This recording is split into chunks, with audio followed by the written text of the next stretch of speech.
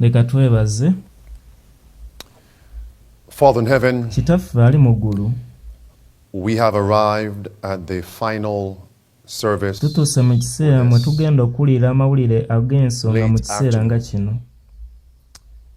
We're thankful for your Tukwebaza blessings upon us olw'emikisa so gyo far. gy'otuwadde, Thankful for ate your tukwebaziza presence. kubanga obeera wamu naffe. So many things are happening Waliwo around ebintu us. bingi ebitwetoolodde ebigenda mu maaso ebigaba amawulire agatali malungi ate era ag'entiisa. And fear.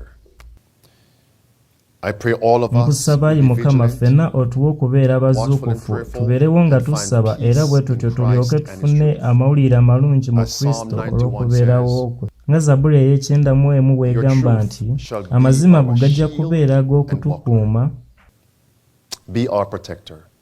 otukuume mu lunaku luno nga bwe tugenda okuwulira amawulire gano agalaga ebyafaayo mu kiseera eky'enkomerero, otuwe okubeera nga tuli beeteefuteefu era nga tuteekesa mu nkola ebisumuluzo bino ebitaano eby'obulokozi.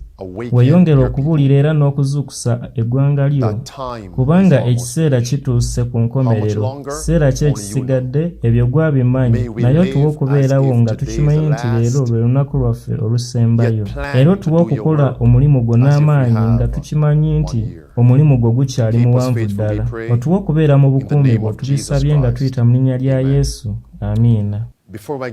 Wenjagala tutandikirire leero, tugenda kutandika n'ebigambo ebiri mu kitabo kino eky'obunabbi. Waliwo ekiseera ekibeera nga kiseera kya nkyukakyuka mu byafaayo eby'ensi era ne mu byafaayo eby'ekkanisa. Bawandiise nti waliwo ebiseera ebibeera nga kye kiseera eky'enkyukakyuka mu byafaayo eby'ensi era ne mu byafaayo eby'ekkanisa. Kakati linnya ki omusajja ono ayitibwa Kirk lyabadde yatuma amanya ge? Abadde ayina amaka ge agayitibwa erinnya eriyitibwa turning point oba ekiseera eky'enkyukakyuka mu byafaayo eby'ensi era ne mu byafaayo eby'ekkanisa. Yeeyongerayo ng'agamba nti mu buyinza bwa Katonda singa ebiseera bino bibeerawo, ekitangaala ekibeera kisuubirwa mu kiseera nga kino awo kibeera kisobola okulabika. Tugira tukoma wano. Kakati biki ebigenda mu maaso mu mawulire oluvannyuma lw'okukubibwa ebyasi kwa Kirk era n'okuttibwa kwe? Ekyogerwako ennyo wano ky'ekya Ssabbiti ey'olunaku olw'omusanvu, era nga Setaani ky'alaga wano, tulaba nga Setaani ye kyaluubirira okubeera ekibi ng'ate tulaba nga ye Katonda akifuula okubeera ekintu ekirungi. Ekitangaala ekibeera kisuubirwa mu kiseera nga kino kibeera kigenda kuweebwa.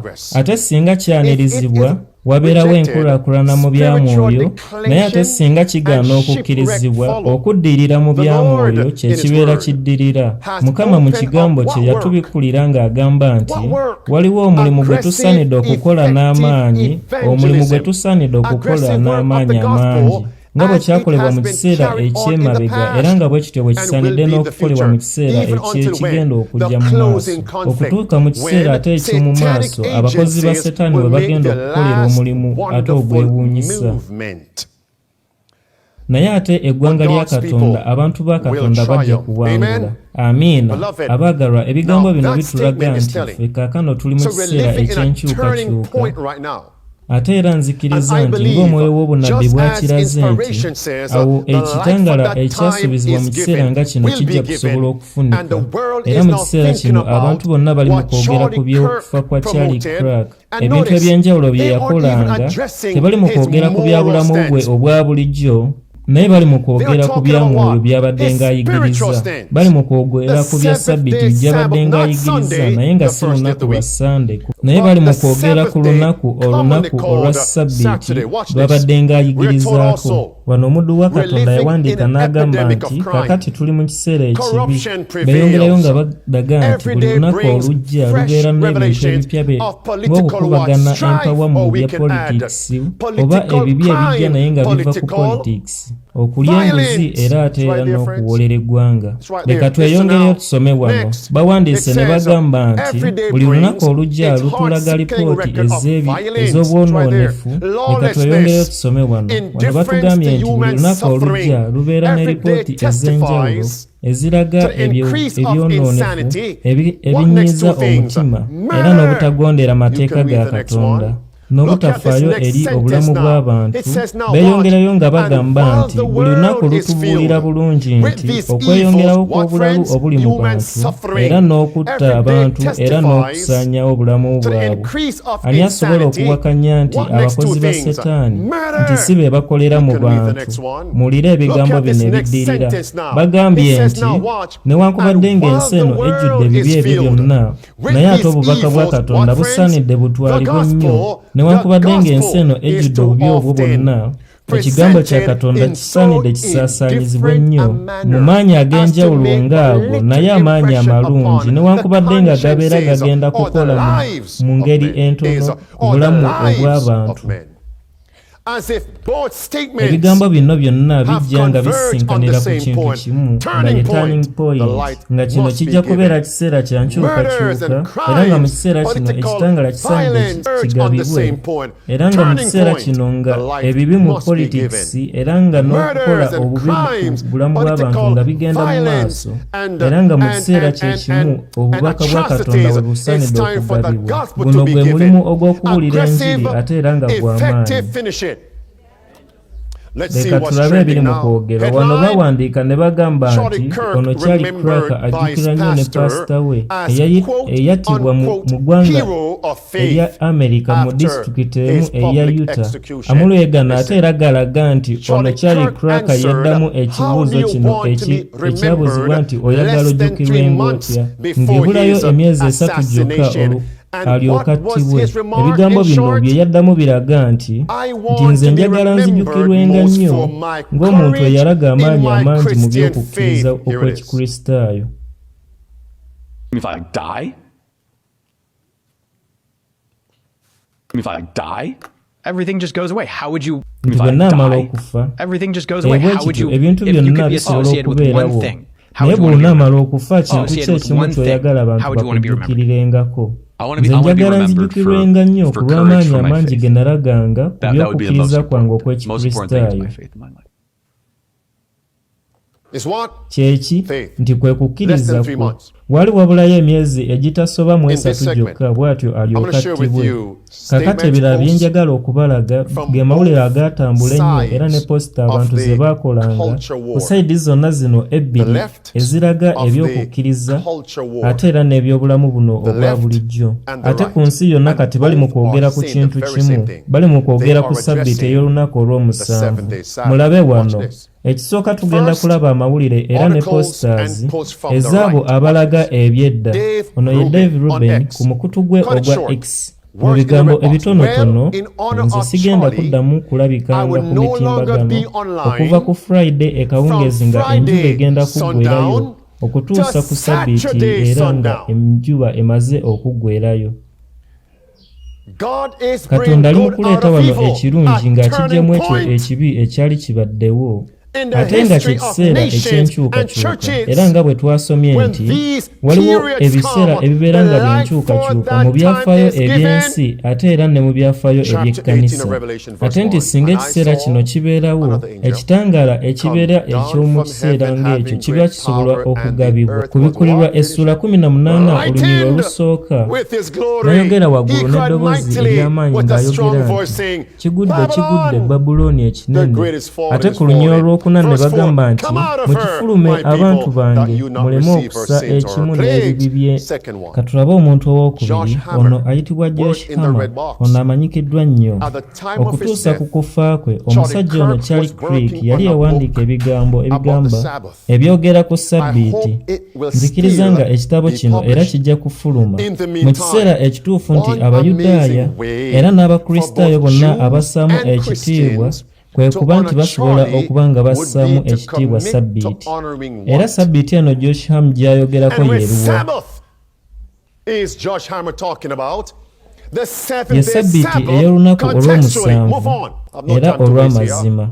Kino kye kitabo omusajja ono eyakubibwa ebyasi kye yayogerako ekyogera ku Ssabbiti ey'amazima. Agamba nti kkiriza buli ssekinoomu okuwummulanga ku lunaku olwa Ssabbiti okuva mu wiiki eno bwe tutyo tutuukirize ebya Charlie Cracker ono eyattibwa. bino mubirowoozeeko.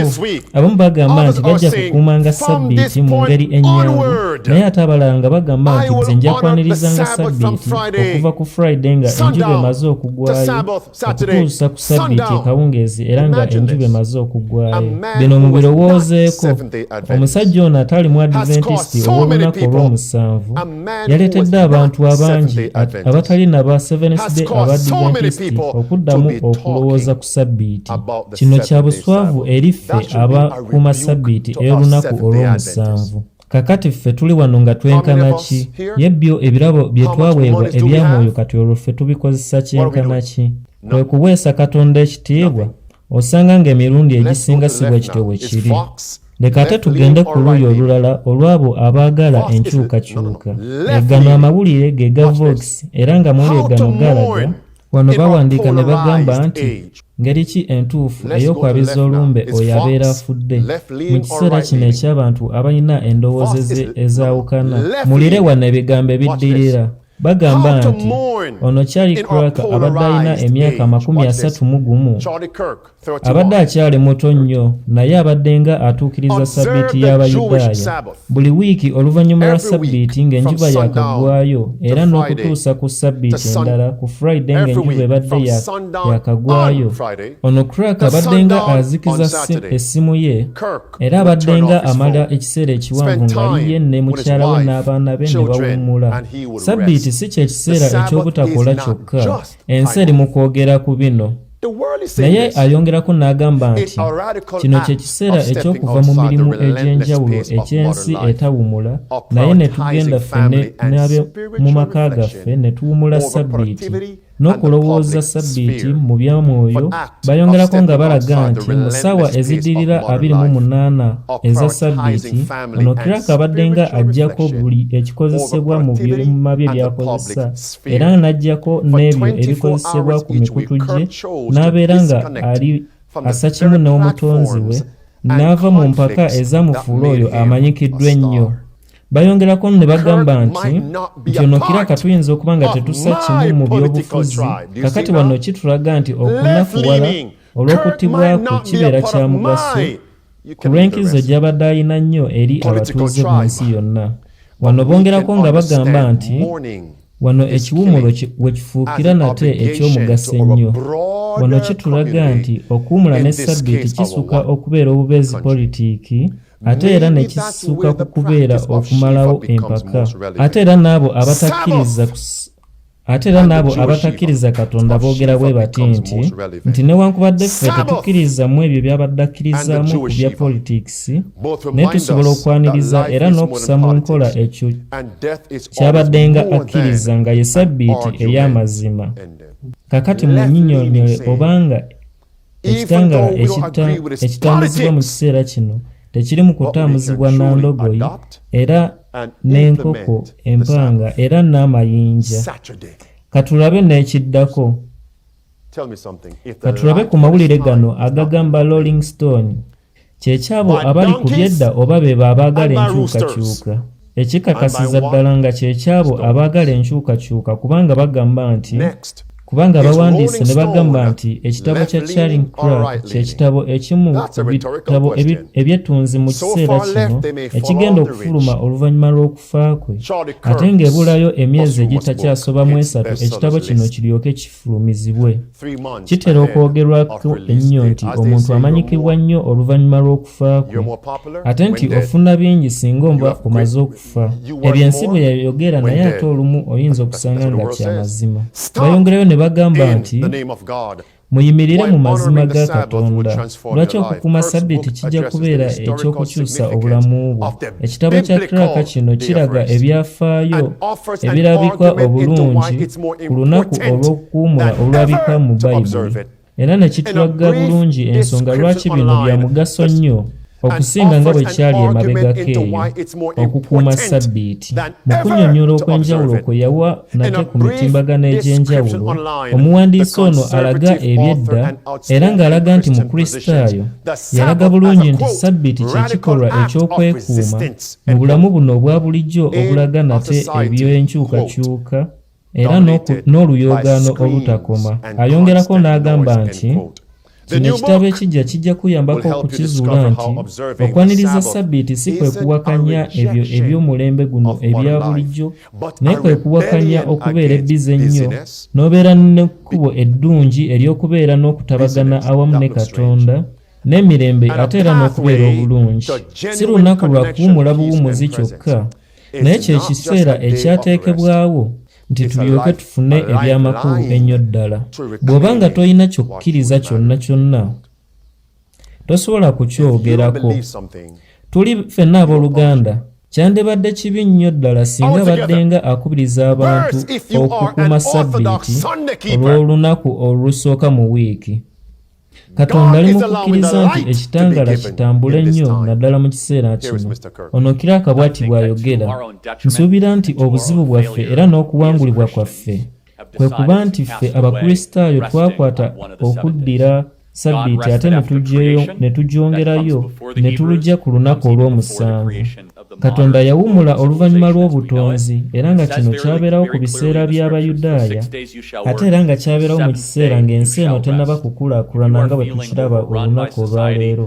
Kyawandiikibwa ate era mu byawandiikibwa ebitukuvu nti mu nnaku 6 okolenga emirimu gyo gyonna, naye ate ku lunaku olw'omusanvu owummulenga.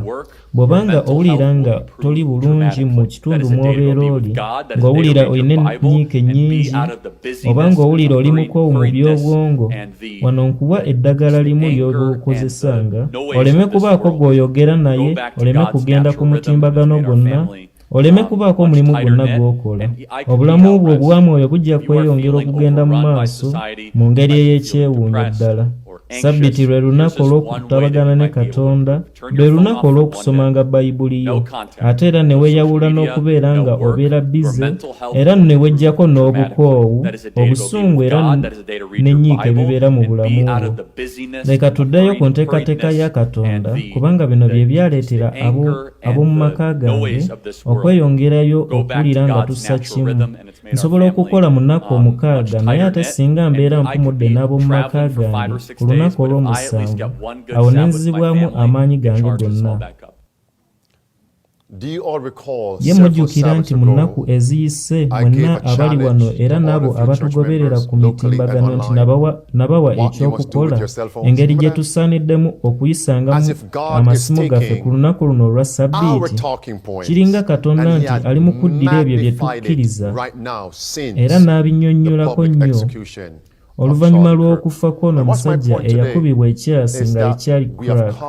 Ate kye njagala okwogerako nti kino kye kimu ku bireesewo ekiseera eky'enkyukakyuka era n'amazima ag'omu kiseera kino okuli mu kubuulibwa mu biseera bino. Nga bino ebintu tebikoleddwa abo abayitibwa Abadiventi, naye nga bikoleddwa abo abantu abayitibwa ab'ensi. Kakati mulabe wano, bino mubifeeko nnyo, ate era bino ebintu bireeta nnyo okwennyamira. Kakati amawulire gano aga Fox News ge gaabo abaagala Katonda oba ge gaabo abaagala enkyukakyuka mu byensi. Ye mubadde mukimanyi bulungi nti Fox News kyaleetebwa omutume, kakati ye n'akyusa ebigambo by'ono kyali Kirk eyakubibwa ebyasi, n'agamba nti yali tassaamu kitiibwa mu mirimu egya Sande. Ow'amawulire eyali yamuyise nate mu mawulire gano ge yakola, omukyaza eyali yamuyise nate naye teyayagala okumusoomooza ku byonna by'ayogera. Bino mubirabe wano, tetugenda kubisoma naye nsaba mubiwulire. Wulira. Abantu bangi bagamba nti tukimanyi bulungi ku mirimu gye era n'emirimu egy'amaanyi ono kyali Kirk byabadde ng'akola ebikwatagana ku nsi ye, naddala nnyo ku bavubuka ng'abakubiriza okubeera nate n'obulamu obulungi. Nsaba tujjukirenga nnyo omusajja ono Cherry ng'owooluganda abadde ng'omulungi ennyo mu bakozi ate era nga ne mu kulonda ono Cherry yatambulanga nnyo okwetooloola eggwanga lyonna. Ono Cherry yabeera n'ekiseera ekiwumula ku lunaku olwa Ssabbiti, n'aggyako essimu ye okumala olunaku olwo lwonna, n'agenda n'awumula awamu n'abaana be era ne mukyala we. Ate abantu kati kye kintu kye balowoozaako olunaku luno olwaleero. Setaani ye tabeerangako munafu n'ekiseera n'ekimu. Ate Setaani talina kiseera wadde n'ekimu ali mu kwetegereza ebyo ebibeerawo, era bw'atyo ali mu kuyingiza Ssabbiti ye ey'obulimba mu bwongo bw'abantu abangi. Bwe kityo kiryoke kirowoozesa abantu abangi nti eno Ssabbiti kyali Cracker gye yayigirizanga ye Ssabbiti ey'olunaku olw'okusande. Naye ate ebintu bino si bwe bityo bwe biri. Mama azaala nze olumu twabeerako n'emboozi fembi, era ne twebuuza nti kiyinzika okuba nti era ne twebuuza nti omugaso ogw'amaanyi gw'abadde alina eri abantu, era ng'abadde ayigiriza ne Ssabbiti ey'amazima ey'omu Bayibuli, ate nga b'omu maka ge babadde nga bawummula ku lunaku lwa Sande. Eyinza okuba emu ku nsonga ezaamuleetedde okukubibwa ebyasi. Kisoboka okuba nga kyali bwe kityo, ekintu ekyo kyakulowoozaako. Leka tweyongereyo wano. Nzikiriza bulungi ddala nga ffe okulemererwa kwaffe ng'Abakristaayo kwe kubanga twaddira olunaku olw'omusanvu ne tulwongerayo okubeera olunaku olwa Sande ne tulufuula olunaku olw'okuwummula. Katonda yawummula oluvannyuma lw'okutonda, ate era nga byabeerawo okusooka kw'ensi eno ey'enkulaakulana. Abaagalwa, kino kye kiseera omusajja ono Kirk Cracker yayogera ku ba Seventh Day n'aboogerako mu linnya. Omusajja ono abadde ayogera ebintu eby'amaanyi ate era nga bintu by'amazima. Lwaki okwaniriza Ssabbiti kijja kukyusa ensi yonna? Do your fingers have arthritis? Lwaki okwaniriza Ssabbiti kijja kukyusa ensi yonna? Ate era mu ngeri ey'amazima, kino kintu kikulu nnyo mu nsi eno ejjuddemu emirimu, ate nga ky'ekyensi ekulaakulana ku sipiidi ey'amangu, nti tusaanidde tujjukire nti waliwo ekirabo kye tujjukira nti Katonda yakiwa Abaebbulaniya, naye ate ffe ng'ekintu kino twakiviirako ddala. Kyangu nnyo kyakuwulira nti olunaku lumu lusaanidde luwummuzibwe mu mirimu gye gy'okola, lubeere olunaku olw'okuwummula olwawukana ku nnaku zino endala. Eri abo abatakkiriza era n'abo abatali Bakristaayo, mbakubiriza nnyo okukola ebintu bino, nti bano abakuma olunaku olwa Ssabbiti bawangaala ebiseera biwanvu, era nga kino tukimanyi nnyo ku ba Seventh Day ab'olunaku olw'omusanvu, ate era mu by'amazima babeera basanyufu, ate era babeera n'obulamu obulungi. Ekintu kino kirungi nnyo eri ggwe. Naye ate kati olowooza lwaki bino ebintu twabyerabira? Kakati mulidde omusajja ono Kirk Cracker ekintu ky'ayogerako, ng'ayogera ku abo abatakkiriza era n'abo abawakanya Katonda.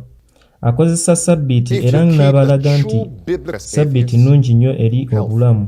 Abagambye nti singa munaaba mukutte bulungi olunaku lwa Ssabbiti olulagibwa mu Bayibuli, mujja kubeera n'obulamu obulungi. Kakati awadde ekyokulabirako n'agamba nti ate eri aba Seventh Day Abadvent ab'olunaku olw'omusanvu, ffe tulina ekikozesebwa kino eky'okubuulira abantu bonna, Abakristaayo n'abatali Bakristaayo, naye ate tetukikozesa. Tumala kiseera ki nga twogera ebitali bya mugaso? Kirabika nga Katonda kati asobozesa amayinja okubaako kye gwogera, ne kifaanana nti ayagala endogoyi ya Balamu eyogere ng'omuntu, oba ng'enkoko eri eyayogera n'ebuulira Peetero. Ye tuli mu kulaba ebigenda mu maaso. Kino ekiseera eky'enkyukakyuka kiri mu kugenda mu maaso. Kino kye kiseera eky'okubuulira enjiri ekifaanagana kitya, omuli amaanyi amangi ate era n'okutuuka ku buwanguzi. Kakati awo we weebuuza nti ebiwandiiko byaffe byogera ku by'ekiseera kino bisaanidde biweebwe abantu bonna obanga kisoboka, naddala ennyo ku ebyo ebyogera ku Ssabbiti ey'olunaku olw'omusanvu. Kiraga nti kati Katonda ali mu kutuyamba nnyo mu kiseera kino. Abooluganda mwenna, mujje tugende mu mulimu guno. Abantu bonna ate era n'abo abakulu ennyo ddala bali mu kwogera ku bintu bino olunaku luno olwaleero ate era ne Ssabbiti y'olunaku olw'omusanvu. Ate era mujjukire nnyo nti omusajja ono Charlie Clark teyawagiranga buwagizi lunaku lwa Ssabbiti, naye yafubanga nnyo okukozesa amaanyi amangi ng'alwanyisa eby'ekitongole kya LGBT era n'ebyo ebireetera abantu okugenda okweyongerayo n'okukola ekibi. Naye wano ekiteekebwako ennyo essira ebyo bye yayigirizanga kaakano kye kiruwa, ye Ssabbiti ya Katonda ey'omu Bayibuli. Kakati wano Katonda tali mu kutubuulira bwe tuba nga wano tulina ebiwandiiko ebyogera ku by'okukulaakulana mu magezi ebya Katonda ate era ne mu by'omubiri olw'okutukuzanga Ssabbiti. Ate wano balaga emisingi 7 eby'omugaso ogwa Ssabbiti. Kino kye kiseera eky'okukola ki? Kye kiseera eky'okubuulira enjiri nga tukozesa n'amaanyi bwe tutyo tulyoke tutuuke ku buwanguzi. Nina bingi eby'okubabuulira naye ngenda kukoma wano bwe tutyo tulyoke tubeere n'ekiseera eky'okubirowoozaako. Nga sinnaba kukomeekereza njagala mbeereko ne kye mbabuulira. Mu wiiki eno basaba eri abo bonna bekigenda okusobokera abali wano ate era n'abo abatugoberera ku mitimbagano egy'enjawulo, mutambuze nnyo ebiwandiiko bino mu bantu bonna, buli muntu yenna gw'onaaba osobodde okutuukako. Waakiri otuukenga ku buli muntu omu buli lunaku tuukiriranga omuntu omu nga si kukimuwa nti gwe weetambulire kyokka, naye munyumyengamu waakiri n'omuntu omu buli lunaku. Ku Ssabbiti eddirira tulyoke tuwe obujulizi obwo. Era bino bibakwatako era nammwe abatugoberera ku mitimbagano nga musobola okukozesa ebiwandiiko bino eby'enjawulo mu wiiki eno gye tugendamu. Mwenna mbasaba mukole bwe mutyo mu wiiki eno gye tugendamu, kaakati olwo ku Ssabbiti mwenna mulyoke muwe obujulizi. Obanga musobola okungumiikirizamu nate eddakiika endala entono ddala ne mbabuulira ku mawulire gano, muwulirize President Trump kye yayogera wano ku by'okufa kwa Charlie Clark. Ono gwe ngenda okukomeekereza naye kubanga njagala kigendererwamu n'ekiseera kuba ndaba kati obudde tusigaza butono ddala. Ono njagala mbategeeze nti kino kye kiseera Abamerika era n'abo abatambuza amawulire okutegeeza abantu bonna nti obuvvoozi era n'obussi kino kiviiridde ku bantu abo abatakkiriza kye kimu. Ng'ennaku bwe ziyita era n'emyaka bwe gityo ne gijja emirala, obuzibu obuviira mu butafaayo bw'abantu, obuzibu buno bweyolesa lwatu. Era yeeyongerayo ng'agenda ku luuyi luno lwe tubaddeko. Kyenjagala ennyo mutegere kye kino nti agambye nti waliwo ekintu ekisooka nga tewannabaawo kufa kw'abantu n'okukubibwa ebyasi kwabwe ng'okwo. Agambye nti kiviira ku kuba nga wabaddewo ekintu ekitatwalibwa nga kya mugaso oba omuntu yenna. Kakati ekiddirirawo kye kiruwa? Kwe kuttibwa kw'abantu ng'abo.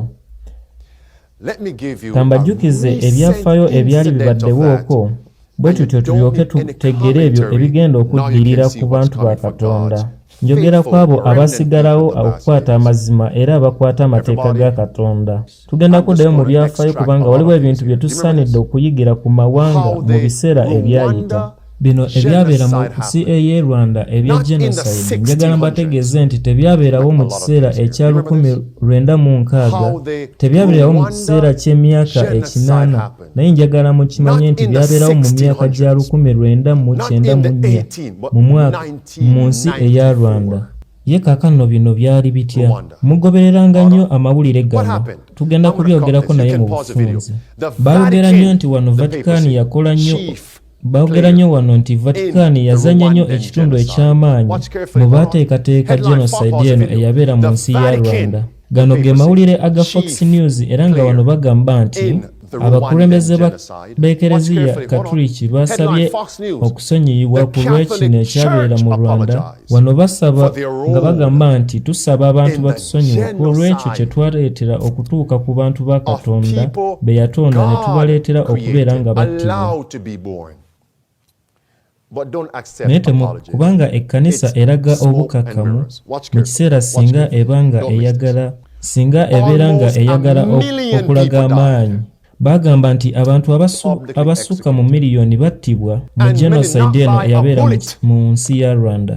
ate abasinga bano tebattibwa nti baali bakubibwa masasi naye abantu bano bakubibwanga bukumbi era nga n'abasinga baatemebwanga n'ebyokulwanyisa ebirala ng'amajjambiya. Mulowooze ku kufa ng'okwo. Omuntu afiira mu bulumi obw'amaanyi n'afa mu kufa okusinga okwali kubaddewo kwonna. Mweyongereyo era mulabe na wano bino ki ekyabireetera. Bagamba nti Vatican yatandika okuwagira sayidi emu era n'erwanyisa oluuyi olulala, bw'etyo n'eryoka eraga amaanyi mu nsi ya Rwanda. Olowooza lwaki bino mbikomezzaawo? Mubiwulire era nga mufaayo nnyo. Beeyongereyo nga bagamba nti Vatican eno yakozesa okusaasaanya kw'amawulire ng'eyagala okutambuza amawulire mu bitundu eby'enjawulo ng'eraga nti Setaani era n'abo abatuusi nga bayita abaana b'emisota. Bino ne bitambuzibwa mu mawulire gonna. Kakati awo ekiragiro ne kigabibwa nti abatuusi bonna baali baakuttibwa. Leka tugira tukoma wano nga sinaba kweyongerayo kugenda wala. Ye mubadde mukimanyi nti mu Bayibuli ebifaanagana nga bino byaliwo. Ye kyali kitya ku Yesu nga tanaba kuttibwa? Baasooka kuyita Yesu batya? Baasooka kumuyita Zarubabeeri. Ne bagamba nti akolera wamu ne baddayimooni. Ne bagamba nti ono mulabe wa nsi ye. Era buli linnya ebbiri lyonna ne balimuyita. Kakati ate oluvannyuma bwe batyo ne bamukomerera ku musaalaba. Baasooka kumuggyako obuyinza bwe obw'ekitiibwa kye kyonna. Ate era n'ekyaddirira kwe kuttibwa mu lwatu lw'abantu abangi. Bino teri ayinza kubiwakanya kubanga biri mu kitabo kya Katonda. Bino nammwe njagala mugende mubyesomereko. Awo okukulukuta kw'omusaayi ne kulyoka kutandika. Papa eyakavaako yayogera n'agamba nti buli ateekesa mu nkola amateeka ga Katonda oyo abeera mulwadde. Yagamba nti oyo abeera alina ekizibu mu mutwe. N'agamba nti abo tebaagala Katonda. Yagamba nti bano babeera balyazaamaanya era n'amannya amalala gonna amabi. Kakati bino byatandika. Kakati olowooza ekigenda okuddirira kye kiruwa? Ekigenda okuddirira kye kino. Kino kye kiseera eky'okutuukiriza ebisumuluzo ebitaano eby'obulokozi. Leka nkome wano naye waliwo akantu akalala ke njagala okubategeeza. Ono mumujjukira? Yali ayogedde ku ki? Yagamba nti obwa Paapa bwakyuka. Ate yatugamba nti bwakyuka ddi. Njagala mubeere nga mujjukira bino. Okugeza ku by'eddembe mu by'eddiini buli omu akimanyi nti mu kiseera eky'ekizikiza Ekereziya Katulika yali tetuukiriza musingi guno. Naye okubeera ow'amazima eri Abakatuliki nti Ekereziya Katuliki yakyuka mu mwaka gwa 1965 nga wano we baakolera olukiiko lwa Vatican olw'okubiri. Agambye nti kyakyuka ddi mu mwaka gwa 1965. Ate yo genocide eyabeera mu Rwanda yo yabeerawo ddi mu 1994. Kino ky'ekyokuddamu ekiraga nti Ekereziya Katuliki ey'e Roma teyakyukako wadde. Era nga abasinga mu bakulu bagenda balaga nti Ekereziya Katuliki yo yagendanga ekyukakyuka. Eno y'ensonga lwaki twasoma ku mawulire gano agalaga essuubi agagamba nti Ekereziya Katuliki ey'e Roma yagendanga ekyukakyuka. Mu kitabo kya The Great Controversy bagamba nti Ekereziya Katulika eraga oluuyi olulungi lwokka naddala nga singa ebadde eyina amaanyi g'eyagala okufuna. Naye ate wano teyakyuka. Bino ebyaliwo mu kiseera eky'emabega ebyo bye bigenda okubeerawo ne mu kiseera ekigenda okujja. Abaagalwa nkomye wano ate tukiraba bulungi nti bagenda baddi byabo abakwata Ssabbiti. Bagenda batutuuma amannya amalala agatalina tegategeeza nga balaga nti be bantu abavoozi era n'amannya amalala mangi. Mu kitabo kya The Great Controversy balaga nti abo bonna abatuukiriza Ssabbiti ey'omu Bayibuli bajja kulopebwa nti be bantu abawakanya amateeka ga Bayibuli era n'enteekateeka endala. Kakati olwo abalwanyisa amateeka g'ensi tubayita batya? Tubayita abantu abatiisatiisa era tubayita n'abo abatawagira bukkakkamu. Ebyo era nga bye bigenda okugira abantu ba Katonda. Kakano nze ndi mweteefuteefu era naawe oli mweteefuteefu. Mukama tuwa okukola n'amaanyi mu kiseera kino ng'ekiseera kiri tekinnaba kutuukirira nga tewakyali asobola kukola.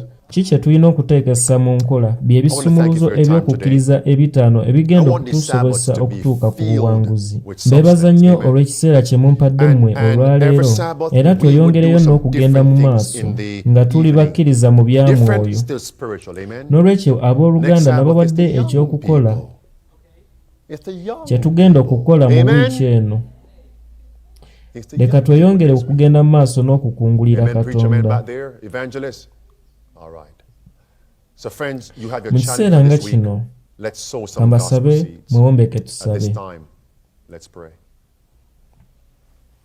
Kitaffe ali mu ggulu, era tukusabye otutuukirize ebyo ebiri mu kitabo eky'omwoyo w'obunabi ebigamba nti Kitaffe ali mu ggulu olina amakubo 1000 okutuweeramu ebyo bye tubeera twetaaga, newankubadde nga ffe tetubimanyi. Ate era wagamba nti abanakkirizaayo wadde omusingi ogumu gwokka nga baagala omulimu gwa Katonda gugende mu maaso, bajja kulaba ng'ebyo byonna ebibadde bibateganya nga bivuddewo, era nga n'ekkubo eggolokofu liteekeddwawo mu bulamu bwabwe. Tusaba nti otutuukirize okusuubizako kuno, era n'ebigambo ebiri mu Matayo essuula ey'omukaaga, ebigambo ebitugamba nti tetusaanidde kweraliikira ku ebyo bye tugenda okulya, bye tugenda okunywa, era n'ebyo bye tugenda okwambala, kubanga ebyo n'abatakkiriza nabo babiyaayaanira. Ate nga gwe Kitaffe ali mu ggulu okimanyi bulungi ng'ebyo tubyetaaga. Otuwe okunoonya obwakabaka bwo n'obutuukirivu bwo, kubanga tukimanyi bulungi nga ebyo ebisigadde byonna ojja kubitwongerezaako.